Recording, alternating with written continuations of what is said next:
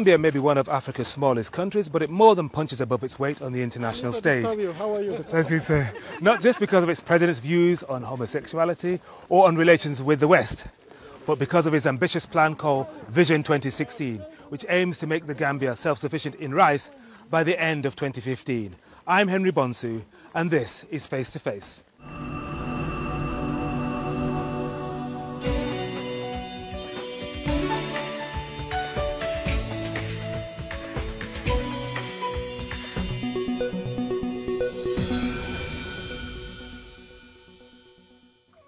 Mr. President, thank you very much indeed for welcoming us to your country. Now, you're known for moving around in your pristine whites, but today they look very, very brown, indeed full of mud. Can you explain why that is? First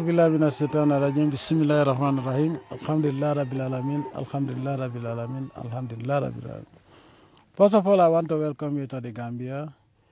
The reason why I've changed color is because I've been working on my fields. I believe leadership by example. We've been importing rice for a very long time, and despite the fact that we have so many hospitals and a lot of qualified doctors in the system, people are dying like flies. We have various strange diseases that can only be attributed to what we eat.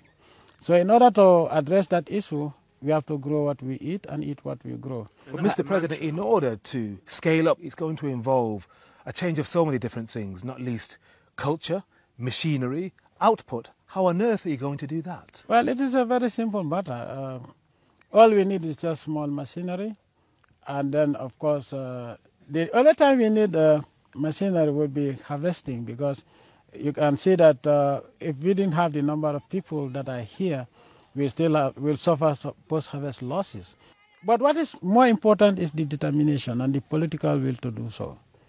Now the people are ready to do so because they now know it's possible. And they've seen me as the president working there.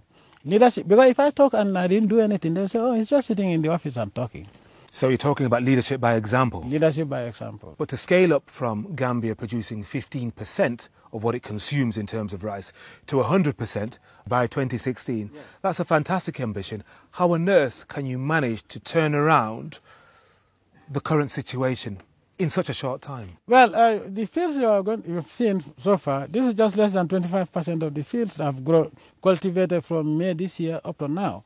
And so what we have produced now this year is about 10% of the import. Most of the imported rice in this country, 60% of that is re-exported. So what we actually consume is about between 16 to 20,000 tons per annum. So the rest is re-exported. So to turn that around, if my objective is to, by 2015, I would have had about 90,000 hectares under cultivation. 90,000 hectares, let's say the lowest scenario would be 5 tons per hectare. That is more than what we need to feed this country. So we are going to, by the grace of the Almighty Allah, by 2016, I'm not allowing 1 grain of rice to be imported to this country. And I mean it, and I'm going to achieve that. Driving over here from Banjul, I saw plenty of land, green fields, arable land, but it didn't appear that much activity was going on that land. That alarming. Mr. President, what's going on in those fields? Because they have already finished the harvesting of granules. Now, the only fields you go to and find activity going on would be millet and coos farms, and of course rice fields. But they have harvested. If you've looked at it, you have seen that they're stacking their granules for tracing in order to winnow and sell. So there's a lot of activity going on. Also, these farmers, they don't farm all the fields every year. They leave some fields to fallow, so and also other fields are left for cattle grazing and other ruminants. So don't judge by the lack of activity that we've seen in certain areas, because now, okay, another thing also, my agriculture is based on organic. We don't allow chemical fertilizers here. And no GMO, genetically modified organism? No, we are not going to do that because it's more hazardous. It's taking poison. We are not going to allow GMO when we can grow organic and feed ourselves. What about improving that value chain from the person in the field, the person processing, the person the middleman or woman, and then finally the person who wants to export. How does one improve those links in the chains so that one can see a real commercial business in the Gambia, as you see in India and Thailand, which end up exporting right here into the Gambia? Yes, when you look at Vision 2016, we're not talking only about production, we're talking about processing.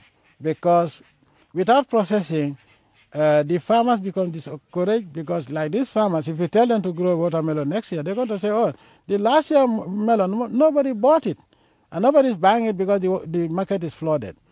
But if that was agro-processing, we could have processed it into something else.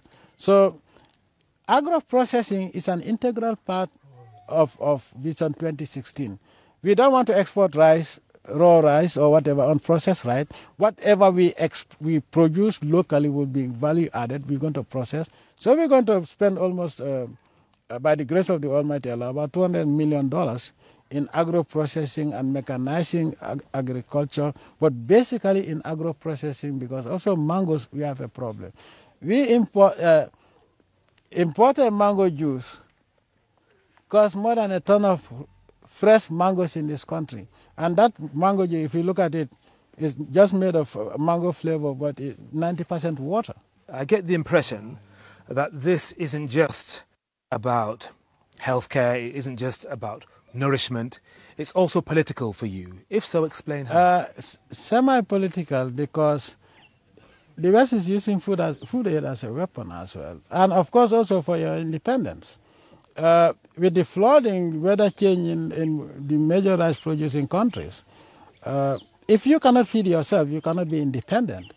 We are the ones who are advocating for 100% independence in whatever we do. And so for us to achieve that, we must eat what we grow and grow what we eat. There is also the health dimension of it.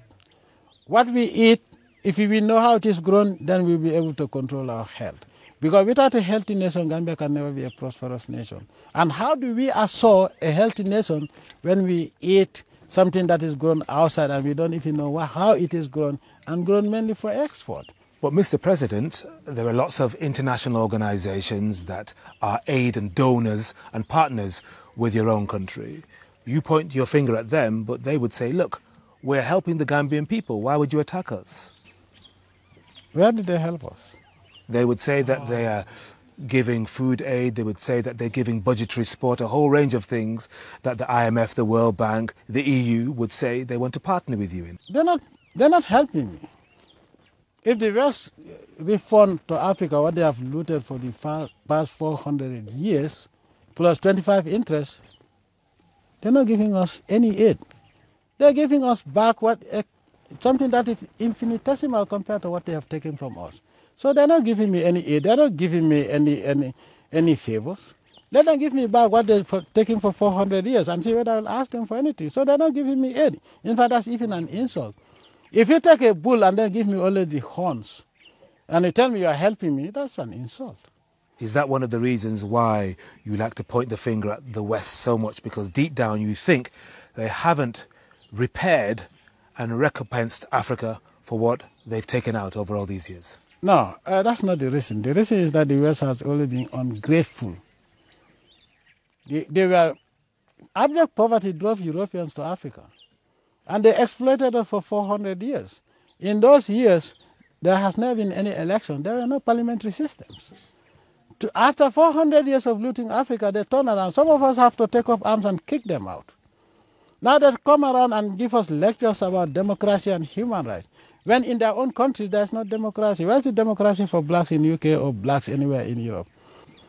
Now, the so-called skinheads, or neo-Nazi or the far right, if they were in Africa or in the Gulf State, they'd be called terrorist organizations. And why are they not being called terrorist organizations and be dealt with? And they espouse the same hatred that extremists also espouse towards humanity. They're all both, be it Islam, those who call themselves Islamic extremists or those neo-Nazis and skinheads, they're all anti-human, they hate humanity. So why are those in the third world called terrorists and being bombed, and those in the West, the KKK in the United States of America, are called far-right and white supremacists? Supremacy against who? So I'm not anti-West, I'm anti their hypocrisy and their racism. Your critics and critics of today's African leaders would say that most countries now have reached their golden jubilee. Your own country celebrates 50 years of independence in 2015, and they would say the fault is with you post-independence leaders because you have been in control for 5 decades. What would you say to that? The British have been here for 400 years. They never taught us democracy. We never had one Gambian be a member of the British Parliament or the colonial parliament. And that's why up to today, Gambia, I have to build a National Assembly. The first time in the history of this country that the National Assembly is being built. The British never built a high school in this country in 400 years. So what is there for them to teach me? They came to my country. There's a place around the Atlantic coast where 5 p.m., if you go there, they arrest you and lock you up, a black man, in our own country. So more than 1,000 years up to now, the West has never been democratic. And up to today, they are not democratic. Because if democracy is anything to go by, you have to respect the will of the people. Who do they think they are that they have to teach Africans how to be democratic when we have never colonized anybody? So this issue of Western democracy is a fallacy. It doesn't exist. How many blacks are killed in UK and no investigation is done? If a black man is accused of killing a white man, in 24 hours he'll appear in a court of law. Typical example. When the people rose up against the system because of police brutality in London, David Cameron called them gangsters and whatever. But and you can see the reaction. But when two black men killed a soldier, they were asking for the death penalty. Can you see the difference? A black man shooting a white man would be arrested in 24 hours in the UK. But a white man killing scores of blacks will never be arrested in the history, in the next 25 years. Where is the justice? Before you point finger at me, look at yourself first.